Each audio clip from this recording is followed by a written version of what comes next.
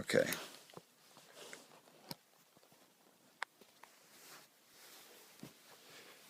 All right. Hey, tell You that. sleep there all night, I guess. What? I'm No, no, no. I'm going to be done this, and I have to bring her phone up, and I'll bring the dog up too. okay. Okay, you just go to bed if you want. I mean, whatever you want to do. All right. All right. All right. Okay. Talladega. Okay, I need you to take a pen and pencil. All right, and do the following things for me. Okay. Mr. Brown's going to be calling me all morning. All right. I want you to put him off. I want you to tell him that my grandmama died, my mother died, my cousins. Tell him the whole family is dead. Just give him whatever excuse. I'm at the hospital. The fact is that I can't talk to him right now. Now I need you to go do some work and get that detective, that private eye fellow, because I need you to do some research and we have to figure out from where those FedExes came. Okay, we got to track down that bar who sent me that email saying that he was the filmmaker. You understand what I'm saying? Okay, I need to get a meeting with him today. Because when I talk to Mr. Brown, and he's going to be pissed off to high hell, I got to fix this. And I got to speak to him right away. Do you understand that? Okay? Now, if you understand that, you understand the severity of this situation, anyone that calls, you just about all knowledge. We are not commenting. Except to say that we had no knowledge of any impropriety associated with this production at all. We thought it was honest to God, awful truth. It was the straight scoop. That was the real lives. They had actually perished in those fires. That this was not some publicity, marketing, crazy ass Blair Witch kind of stunt. Hell, I ain't that sophisticated. It was all just happenstance and hoodwinkling and hoodwinking and the wool over my eyes and all that other shit. So just whatever you have to say, just we didn't do it. You know, that's all I can say to these people. We had no knowledge of this, and that's the damn truth. You know that because you've been. How long you been with me now? What now? You've been with me 7 months? And so you've been with me since that. In fact, it was 2 weeks you've been working here that those packages started coming in here. Remember? Well, we didn't even look at them until the FBI boss got involved, and then when we did look at them, well, we saw the footage and we saw, and then that went and sold it to Comcast, and next thing you know, the damn numbers went off through the roof. And apparently this is what happened. Turns out that one of the kids that died, this is a daddy. He was a very powerful man. He was a South Carolina senator actually, and he got those FBI boys involved, and they did the tracking down and talking to everyone. They found out that now a couple people actually left the party that wasn't aware that they'd actually put too many bodies, too many.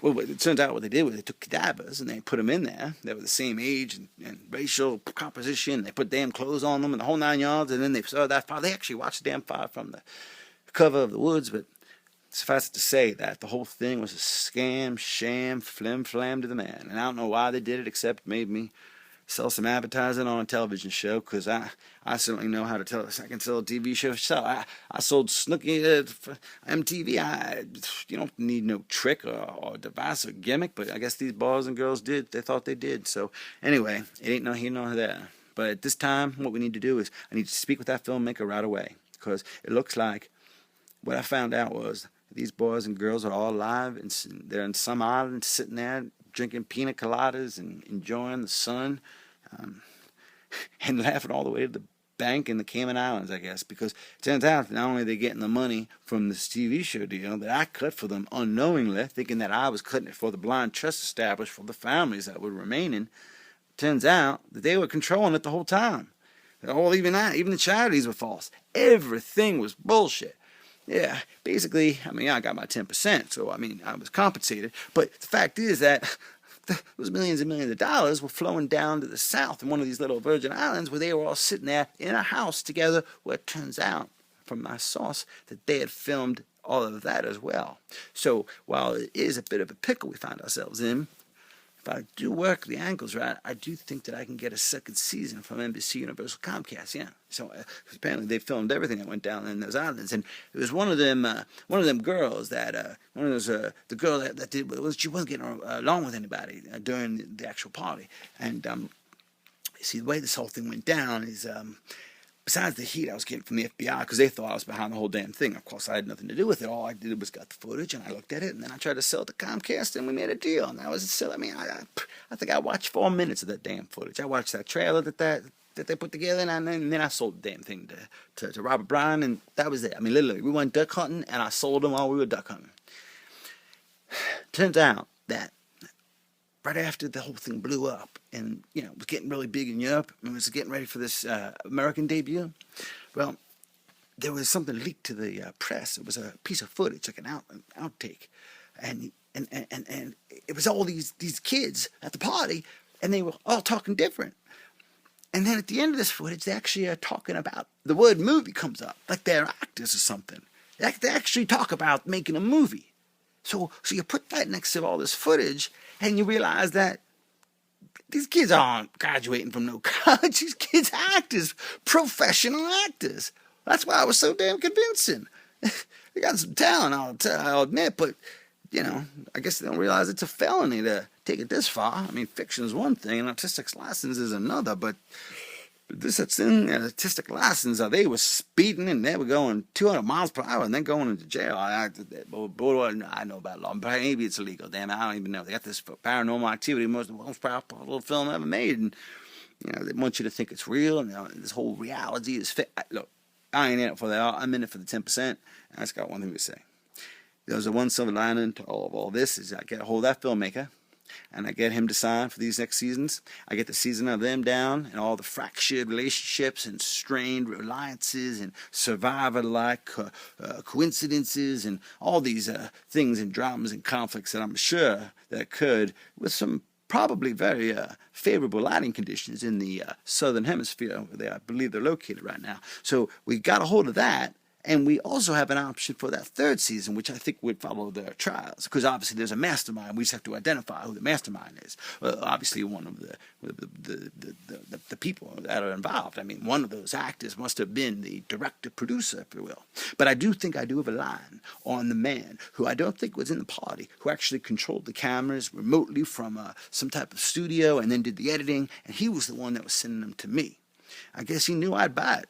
And he knew about my relationship with you. He knew we both came from the same parish in Louisiana, the whole damn thing. So I think these were set up, the whole thing, the whole 9 yards. And look, I got moving boxes surrounded me because I'm out of this town. I made enough money off this deal. I can go retire and just on the bayou and eat my crawfish, and I'm happy doing that. And I got my hounds, and I'll be fine. But I gotta set this right. And the way I set it right is this: I find that filmmaker. I found out what the hell he's doing, what he was thinking. And when I find that filmmaker and find out what the hell he was thinking, I find out if they were really trying to do something wrong here or if it just was something that just got out of control. I don't know yet, but all I know is, and I guess they don't really understand the lives and the business and the bottom line that they're going to affect. They also may not realize the millions and millions of dollars we're going to make from all this. But again, there may be some moral and legal issues that we may have to deal with that supersede the profitability perspective. So to summarize, we need to get a hold of that filmmaker. We need to control the press on this and to explain to them that we had no knowledge of this being fictional. We thought that these young boys and girls were dead, and in fact, that the whole effort we made to encapsulate the footage of the last party, the last hours of their young lives, was to give it a poetic justice, to try to find in a tragedy some source of happiness, and also for the surviving families who would be deprived of a youngster who would have been depleting the family of part of their income, because inevitably 80% of these graduates return home without a job and go back to their room that they've occupied since they were 2 years old. We saved them that expense and supplemented that with the income derived from the rights exposure and exploitation, from the monetization of the amortization, from the terrestrialization of the dismiss. I ran out of battery.